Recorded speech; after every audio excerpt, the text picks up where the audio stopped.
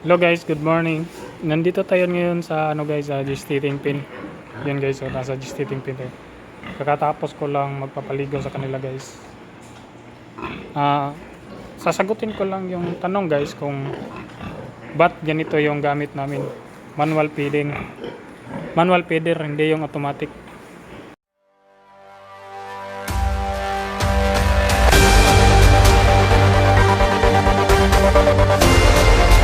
So, yun guys, no?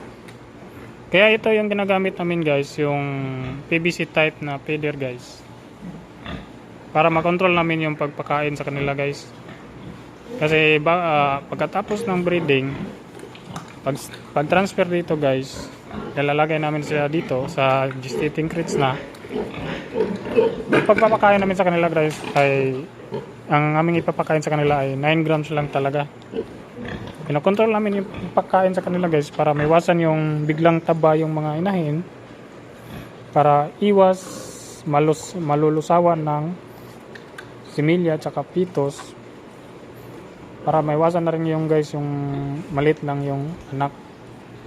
Pag kasi guys, pag taba yung baboy nyo, mga inahin nyo, tapos madami yung pinapakain nyo, may tendency na malulusaw yung similya ng brako or pitos, mamamatay kasi mainit yung feed. Kaya ganito yung ginagamit namin guys. Yan guys, 9 grams lang yung pinapakain namin guys. Hanggang dito lang yan guys, 9 grams. Kasi ang laman nito guys, yung standard nito guys is 1.2 kilograms. Sinusukat ko to guys, pantay yan lahat hanggang doon sa dulo.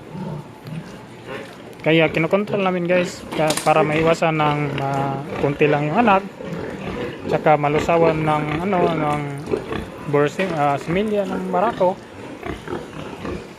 tsaka guys, para hindi bigla tumaba yung mga inahin. Tingnan nyo guys, wala namang sa mga inahin namin, tingnan nyo, wala namang masyadong mataba, di ba? Tingnan nyo guys, pag pinapakain nyo sila ng marami guys, biglang mabilis tumaba yung mga inahin nyo guys. Tapos malulusaw yung similya kasi mainit yung feeds, mainit yung katawan ng inahing baboy natin. Lalo na't matataba, lalo na pag gilts guys. Ito guys, gilts to guys, ito gilts din to, kaya maliit lang yung pinapakain namin nito.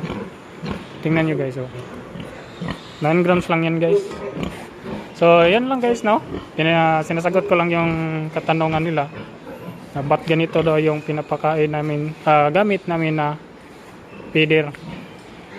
Thank you guys sa pagpapanood ng ating mga video guys. Di pa nakapag-subscribe, please subscribe sa ating channel guys at hit the notification bell button para ma-notify po kayo sa ating mga upcoming video. Thank you.